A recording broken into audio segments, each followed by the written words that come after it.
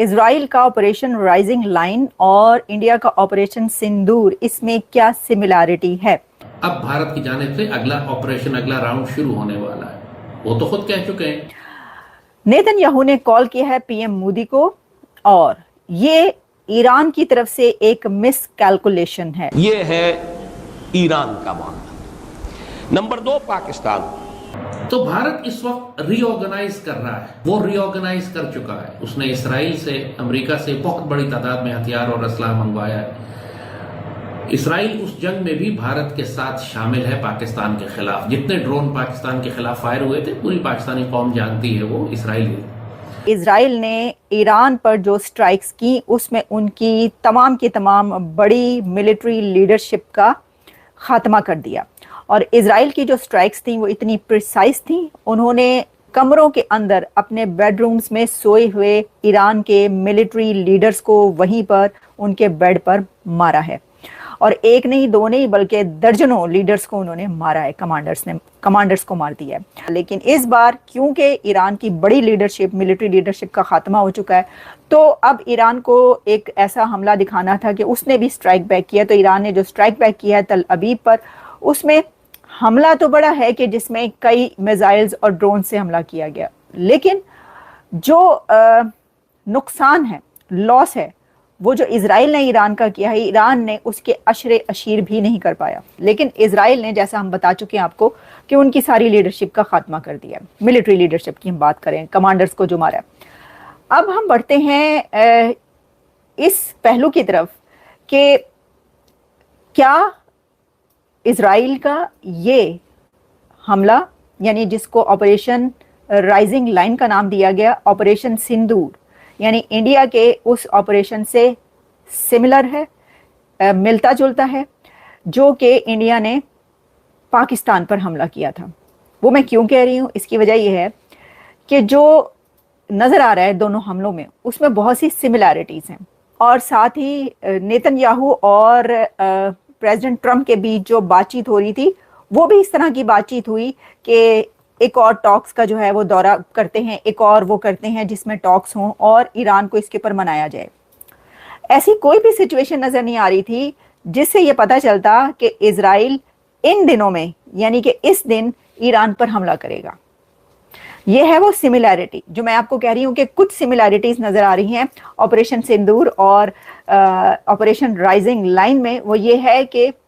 आपको याद होगा कि जब इंडिया की तरफ से हमला किया गया था पाकिस्तान के ऊपर, कि उससे एक दिन पहले और 2 दिन पहले क्या चल रहा था कि इंडिया ने अपनी ड्रिल स्टार्ट की है और इंडिया ने अपनी लोगों के लिए जो सिविल ट्रेनिंग होती है उसको स्टार्ट कर दिया है। तो अलार्म्स बजाए जा रहे हैं, सायरन बज रहे हैं और लोगों को जो है इसके लिए तैयार किया जा रहा है। तो जो एक सिविल ट्रेनिंग होती है वो शुरू की गई है, जो अभी 1 हफ्ता चलेगी, चंद दिन तक चलेगी। तो उससे यही लगा, सब समझे, हमने भी जब भी बात की कि ये तो इसका मतलब है कि अभी कई दिन लगेंगे हमले में, अभी तो हमला नहीं होगा भारत की तरफ से। लेकिन फिर आपने देखा कि जिस शाम को ये कहा गया था और ये सामने नजर आ रहा था कि अब जो है वो सिविल ट्रेनिंग, उसको क्या कहते हैं, वो स्टार्ट कर दी गई है लोगों की, और अब वो किया जा रहा है, तैयारी की जा रही है जंग की। तो उसी रात को पाकिस्तान के ऊपर हमला हुआ था। एक तो ये बात कि कोई इंडिकेशन ऐसी नहीं नजर आ रही थी। ये तो पता था कि अगले चंद दिन में हमला होगा, लेकिन ये नहीं पता था कि इतनी जल्दी होगा और इसी दिन होगा। ये जो है वो सिमिलैरिटीज हैं जो दोनों ऑपरेशंस के बीच नजर आती हैं। अच्छा, एक और दूसरी सिमिलैरिटी क्या है? दूसरी ये है कि जिस तरह इजराइल ने ईरान के उन जगहों को टारगेट किया, यानी जिसको उसने सोचा हुआ था, समझा हुआ था, और उसने कहा कि हमने इनको निशाना बनाना है, वहां पर उन्हीं मिलिट्री लीडर्स को उनके कमरों में जा जाकर उन्होंने टारगेट किया और उनको मारा। और सब हैरान है इस बात पर कि ये कौन सी टेक्नोलॉजी है इजराइल के पास, कि इसको कैसे पता चल जाता है कि जहां पर उनके लीडर्स अगर रात को सो भी रहे हैं तो उनको पता है, और वहीं पर जाकर सिर्फ उन कमरों को ही निशाना बनाया, टारगेट किया और टारगेट करके चले गए, मार के चले गए। ये जो है ये बात की जा रही है। अब आप इसी तरीके से देखें, इंडिया ने क्या कहा? इंडिया ने कहा हमने 9 जगहों को निशाना बनाया, दहशतगर्दों की 9 जगहों को निशाना बनाया, और उसके बाद फिर उन्होंने जो मिलिट्री बेसिस को निशाना बनाया पाकिस्तान में, वो भी उन्होंने कहा हमने इन मिलिट्री बेसिस को निशाना बनाया, और जहां पर हमने जो करना था पहले से सोचा हुआ था हमने वो कर दिया। तो इससे नजर आता है कि कुछ सिमिलैरिटीज हैं दोनों जो ये हैं इसराइल और इंडिया के हमले, इनमें काफ़ी नज़र आ रही हैं। अच्छा, अब दोनों कंट्रीज जो हैं वो जितने पुराने दोस्त हैं, जितने एक साथ आपको पता है जुड़े हुए दो कंट्रीज हैं, तो इस सिचुएशन में जो नेतन्याहू हैं, कॉल गई है नेतन्याहू की प्राइम मिनिस्टर नरेंद्र मोदी को, और दुनिया के बड़े लीडर्स को कॉल की है नेतन्याहू ने, लेकिन सबसे पहली जो कॉल्स हैं उनमें मोदी साहब को उन्होंने कॉल किया। अच्छा, अब नेतन्याहू की जो कॉल है उसके अंदर क्या किया, ब्रीफ किया है,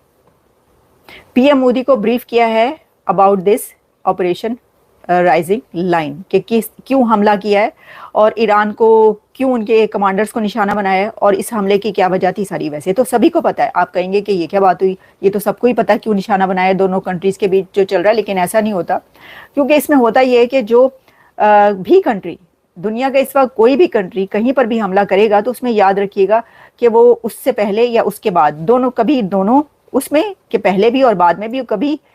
या पहले या बाद में कंट्रीज को कॉल करके बड़े लीडर्स को बताया जाता है, दुनिया के बड़े कंट्रीज के बड़े लीडर्स को कॉल करके बताया जाता है कि हमने ये करने लगे हैं या हमने ये कर दिया है। इजराइल ने ईरान के ऊपर अब तक की सबसे बड़ी स्ट्राइक करते हुए ईरान की जो भी न्यूक्लियर फैसिलिटीज़ थी उनको ख़त्म कर दिया, साथ ही साथ जो ईरान की टॉप मिलिट्री लीडरशिप थी उनको भी ख़त्म कर दिया। और इसका रीज़न ये है कि ईरान बहुत ही करीब था एक न्यूक्लियर वेपन बनाने के, और अगर इस वक्त इजराइल स्ट्राइक नहीं करता तो ईरान न्यूक्लियर वेपन बना लेता, जिसके बाद ईरान के ऊपर किसी भी तरह की स्ट्राइक करना लगभग नामुमकिन होता, क्योंकि किसी भी न्यूक्लियर नेशन के ऊपर स्ट्राइक करना कोई छोटी बात नहीं होती। लेकिन भारत ने ये ऑपरेशन सिंदूर के दौरान करके दिखाया था, पाकिस्तान के अंदर भारत ने उस लेवल की स्ट्राइक की कि पूरी दुनिया चौंक गई थी, और उसी ऑपरेशन सिंदूर से इजराइल ने सीख लेते हुए ईरान पर हमला किया, और बहुत ही सारी सिमिलैरिटीज़ दोनों ऑपरेशन के बीच में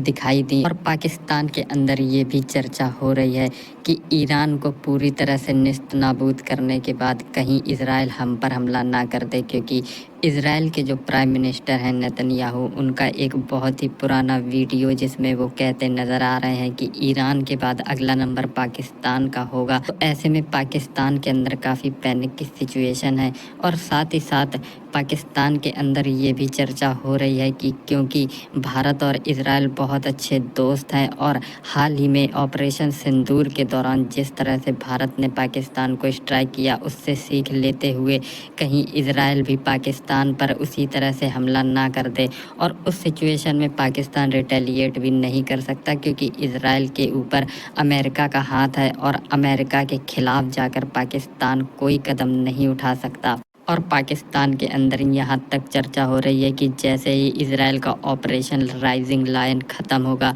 वैसे ही वापस से ऑपरेशन सिंदूर को रिज्यूम कर दिया जाएगा, क्योंकि ऑपरेशन सिंदूर ख़त्म नहीं हुआ है, सिर्फ पॉज हुआ है, और ये खुद प्राइम मिनिस्टर मोदी ने कहा था। तो ऐसे में पाकिस्तान की इस वक्त सिट्टी पिट्टी गुल हो चुकी है, और उनकी टांगें कांपना स्टार्ट हो गई हैं, क्योंकि उन्हें पता है कि इस वक्त भारत और इजराइल कुछ ऐसे मूड में है जो पहले कभी नहीं देखा गया।